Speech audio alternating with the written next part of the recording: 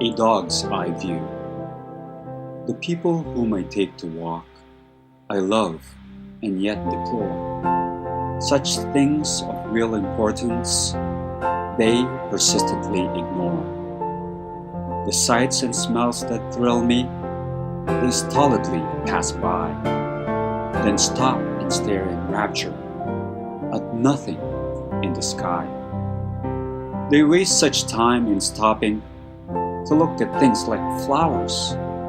They pick the dullest places to settle down for hours. Sometimes I really wonder if they can hear and smell. Such vital things escape them, and yet they mean so well.